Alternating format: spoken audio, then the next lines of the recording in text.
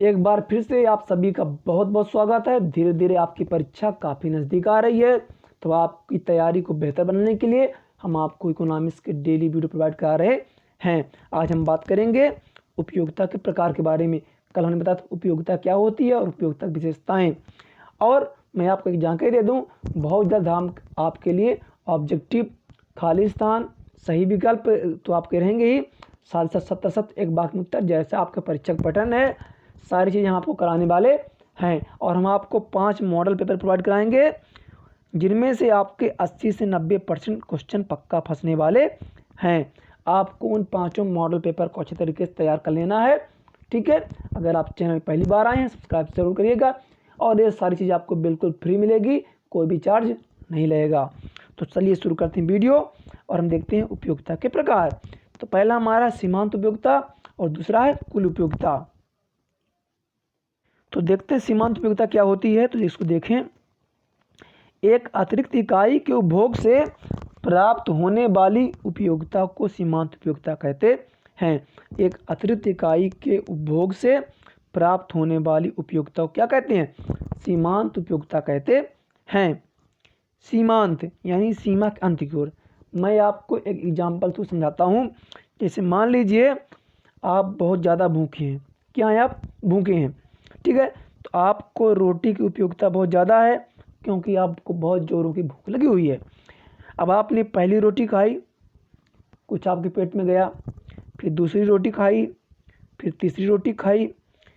धीरे धीरे क्या होगा, आपको रोटी की उपयोगिता कम नज़र आएगी, यानी कि आप संतुष्ट होने लगे हैं, ठीक है ना। क्योंकि आप जितनी रोटी खाते जाएंगे, अब आपकी उपयोगिता घटती चली जाएगी। क्योंकि शुरू में आप बहुत ज़्यादा भूखे थे, तो उपयोगिता आपको बहुत ज़्यादा थी, ठीक है ना। अब नाम है सीमांत उपयोगिता, यानी सीमा के अंत की ओर। सीमांत यानी जिस तरीके से आप रोटियां खाते चले जाएंगे, आपको संतुष्टि मिलती जाएगी, तो उसकी उपयोगिता आपकी घटती चली जाएगी। यानी क्या कह रहा है कि एक अतिरिक्त इकाई मतलब एक और खाना, जैसे आपने 2 रोटियां खाई, फिर एक और मतलब तीसरी रोटी। एक अतिरिक्त इकाई के उपभोग से, एक अतिरिक्त इकाई के उपभोग से प्राप्त होने वाली उपयोगिता को हम क्या कहते हैं? सीमांत उपयोगिता कहते हैं, ठीक है। एक अतिरिक्त इकाई के प्रयोग से प्राप्त होने वाली उपयोगिता क्या कहलाती है? सीमांत उपयोगिता। जैसा मैंने बताया आपको कि आप भूखे पहली रोटी खाई, फिर उसके बाद जब दूसरी रोटी आप खा रहे हैं, जो आपकी उपयोगिता है वो क्या कहलाएगी? सीमांत उपयोगिता। यानी कि जो आपने खाया उसके एक अतिरिक्त इकाई का, यानी अगली चीज का सेवन करने से, उपभोग करने से जो आपको संतुष्टि मिलती है, वो क्या कहलाती है? आपकी सीमांत उपयोगिता कहलाती है। अब देखते हैं दूसरे शब्दों में, सीमांत उपयोगिता उस अतिरिक्त संतुष्टि को बताती है जो कि उपभोक्ता को वस्तु की एक अतिरिक्त इकाई का उपभोग करने से प्राप्त होती है। यानी कि सीमांत उपयोगिता संतुष्टि को बताती है। मैंने आपको पहले बता दिया है कि मान लीजिए आपको मीठा खाने का मन है। क्या मन है? आपको मीठा खाने का मन है। मान लीजिए लड्डू खाना चाहते हैं। आप क्या खाना चाहते हैं? लड्डू। अब इच्छा काफ़ी ज़्यादा है, तो आपकी उपयोगिता बहुत ज़्यादा है। लेकिन जैसे आपने 2-3 लड्डू खाए, मान लीजिए 2 लड्डू आपने खा लिए। कितने खा लिए? 2। लेकिन जैसे ही आप तीसरा लड्डू खाएंगे, तो अब आपकी इच्छा थोड़ा सा कम होगी। चौथा खाएंगे और कम हो जाएगी। यानी जितना आप खाते जाएंगे, आपको संतुष्टि प्राप्त होती जाएगी। एक समय ऐसा आएगा फिर आपकी खाने की इच्छा बिल्कुल नहीं होगी, ठीक है ना। ऐसे ही आप अतिरिक्त इकाई का प्रयोग करते रहेंगे, यानी एक एक लड्डू खाते रहेंगे। एक समय ऐसा आएगा कि आपको कोई अब वो जो उपयोगिता है वो शून्य हो जाएगी। क्यों? क्योंकि आपकी इच्छा पूरी हो चुकी है। उपयोगिता कब तक होती है? जब तक हमारी वो चीज़ नहीं मिलती है, तब तक उपयोगिता है। जैसे मान लीजिए आप भूखे हैं, आपको खाना नहीं मिला तो उसकी उपयोगिता है। जैसे आपने खाना खा लिया, उसकी उपयोगिता खत्म हो गई, ठीक है। कोई बीमार है तो उसके लिए क्या है? गोली उपयोगिता है। जब बीमार है, अगर वो ठीक हो गया, बोल भैया गोली खा, तो क्या गोली खाएगा? नहीं खाएगा, क्योंकि उसके लिए उसकी उपयोगिता नहीं है, ठीक है। यानी मैं फिर पढ़ देता हूँ कि सीमांत उपयोगिता उस अतिरिक्त संतुष्टि को बताती है जो कि उपभोक्ता को वस्तु की एक अतिरिक्त इकाई का उपभोग करने से प्राप्त होती है। आप सबको पता, आप जितना उपभोग करते जाएंगे आपकी संतुष्टि क्या होगी, बढ़ती जाएगी और उपयोगिता घटती चली जाएगी। दूसरा देखते हैं, बोल्डी ने क्या कहा,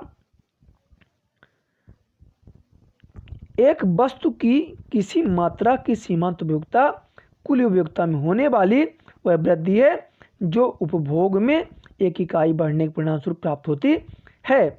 यानी जब आप उपभोग करते हैं जितनी इकाइयाँ बढ़ती जाएंगी कुल उपयोगिता में वृद्धि हो जाएगी।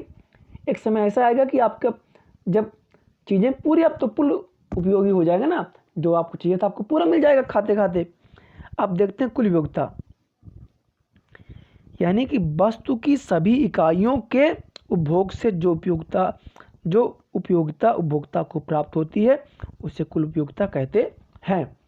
जैसे कि मान लीजिए आप भूखे थे, आपने पूरा खाना खाया, पूरा खाना आपने पेट भर खाना खाया, यानी जो आपको उपयोगिता मिली है वस्तु के सारी इकाइयों से, जितना खाना था सब आपने खा लिया, तो जो आपको उपयोगिता मिली उसे हम क्या कहते हैं, कुल उपयोगिता कहते हैं। ठीक है, अब एक परिभाषा देख लेते हैं प्रोफेसर मेयर्स के अनुसार, कुल उपयोगिता किसी वस्तु की उत्तरोत्तर इकाइयों के उपभोग से संबंधित सीमांत उपयोगिता का योग है।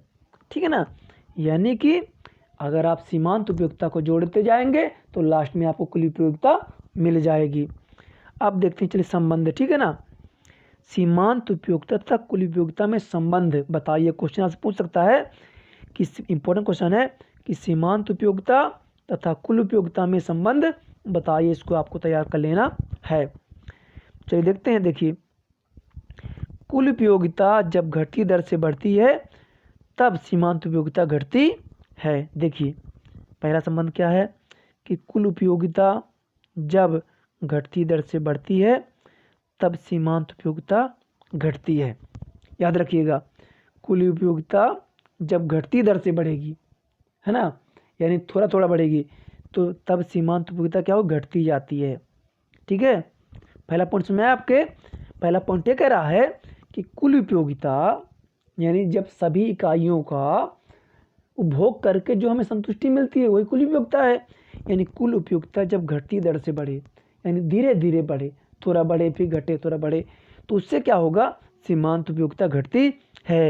ये कई बार आपसे सही विकल्प या खाली स्थान या एक वाक्य में पूछ चुका है ये सवाल। ठीक है, दूसरा, जब कुल उपयोगिता अधिकतम होकर पूर्ण तृप्ति के बिंदु पर पहुंच जाती है तब सीमांत उपयोगिता शून्य हो जाती है।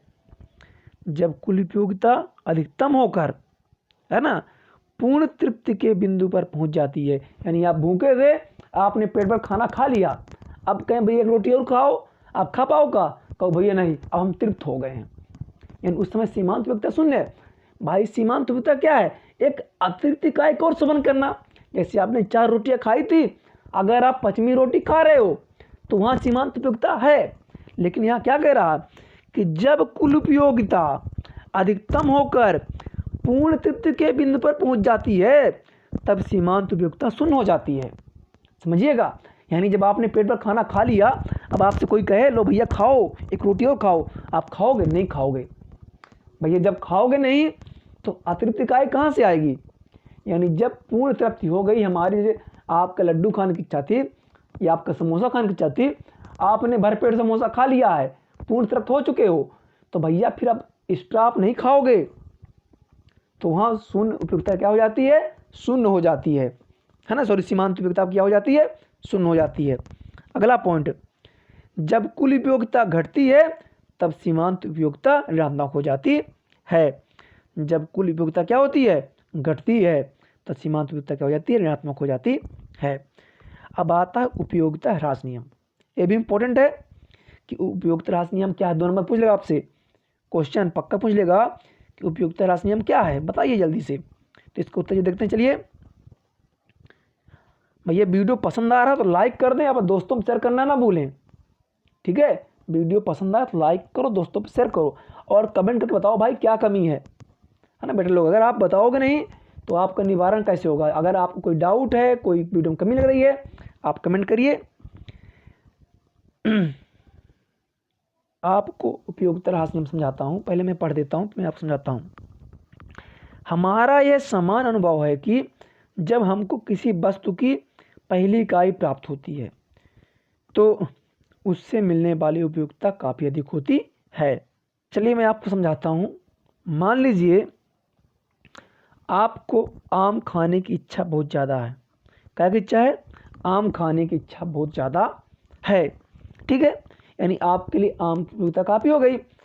जब आपको मैंने एक आम दिया, ठीक है ना, पहला आम आपने पाया, आपकी उत्सुकता बहुत ज़्यादा, खाने की इच्छा बहुत ज़्यादा है, आप उसको जल्दी से खाओगे।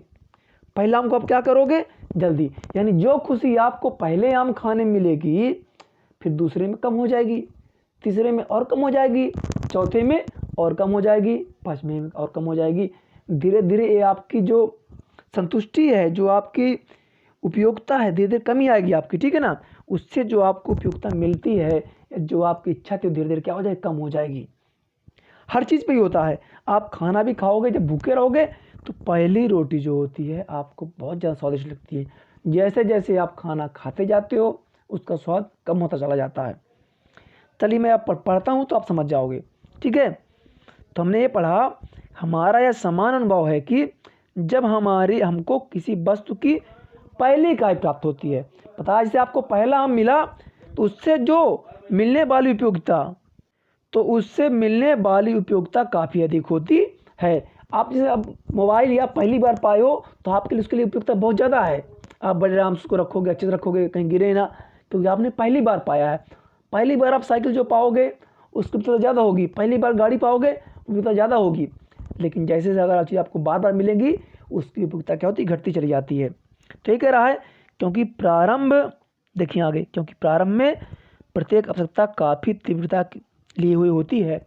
सबको चीज़ जब पहली बार मिलती है तो उसकी काफ़ी तीव्रता, परंतु जैसे जैसे उस वस्तु की अत्यधिक इकाइयाँ प्राप्त होती जाती हैं, यानी आपको वस्तु ज़्यादा मात्रा में मिलती चली जाती है, वैसे वैसे वस्तु की उत्तरोत्तर इकाइयों से मिलने वाली उपयोगिता घटती जाती है।